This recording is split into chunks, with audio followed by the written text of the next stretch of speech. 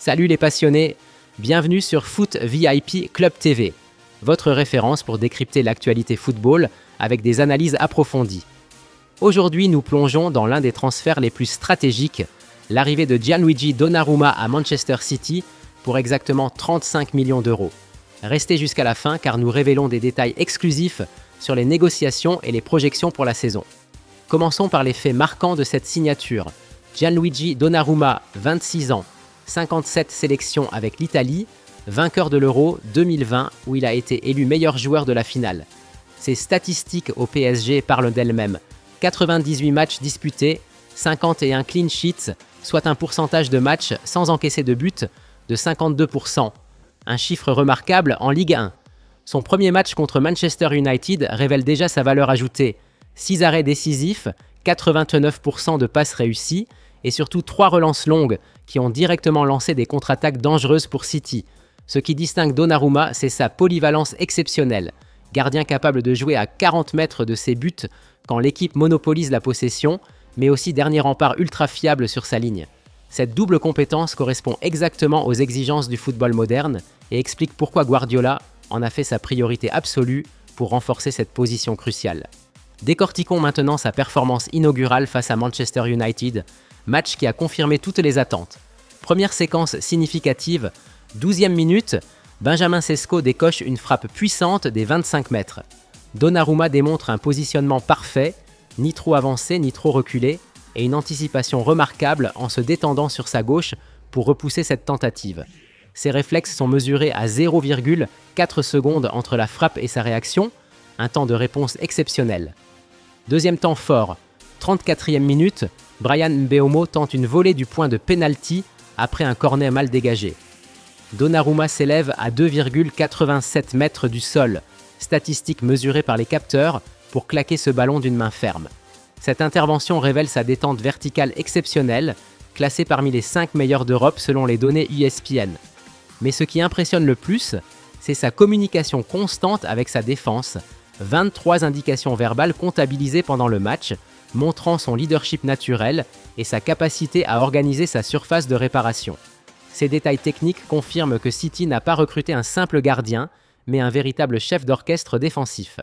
Manchester City a déboursé exactement 35 millions d'euros pour s'attacher les services de Donnarumma, un montant qui devient exceptionnel quand on le compare au marché actuel.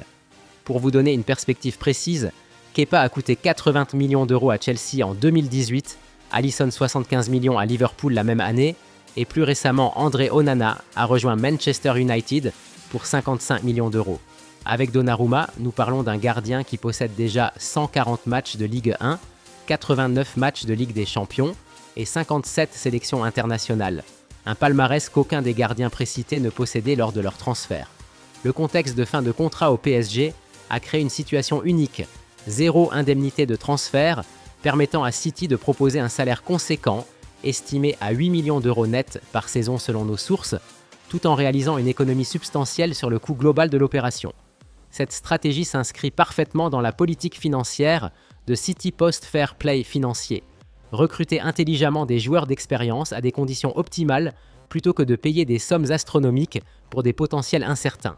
Recruté pour 30 et 1 million d'euros en provenance de Burnley l'été dernier, James Trafford était perçu comme l'avenir du poste chez City. Ses statistiques en Championship étaient prometteuses.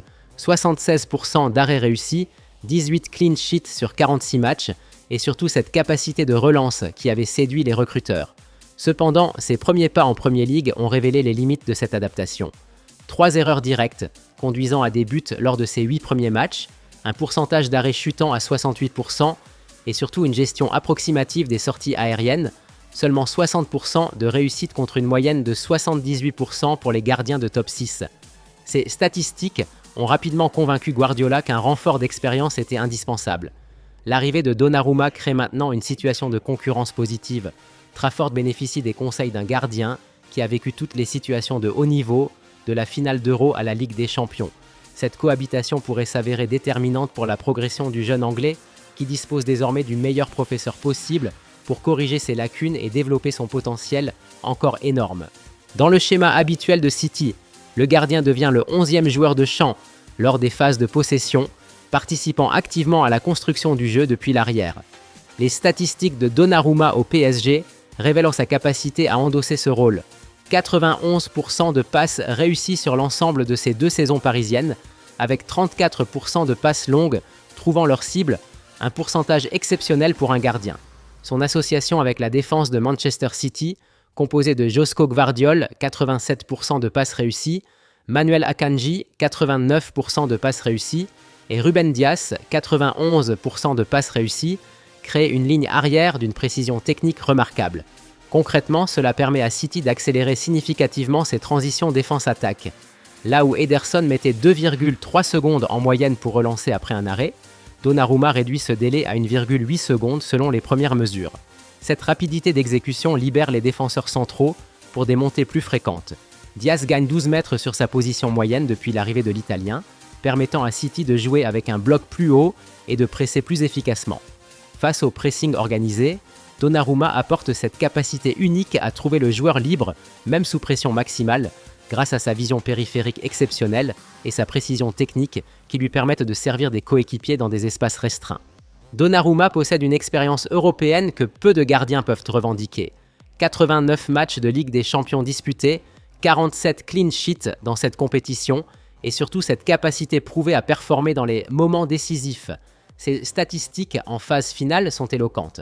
82% d'arrêts réussis en quart de finale et demi-finale, 9 tirs au but arrêtés sur les 23 qu'il a affrontés dans sa carrière, un pourcentage de 39%, largement supérieur à la moyenne européenne de 27%.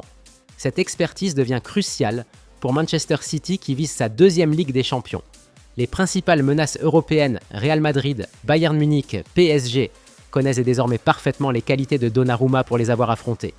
Ancelotti au Real a déjà déclaré que Gianluigi est l'un des 3 meilleurs gardiens mondiaux, tandis que Nagelsmann considère ses relances comme les plus dangereuses d'Europe.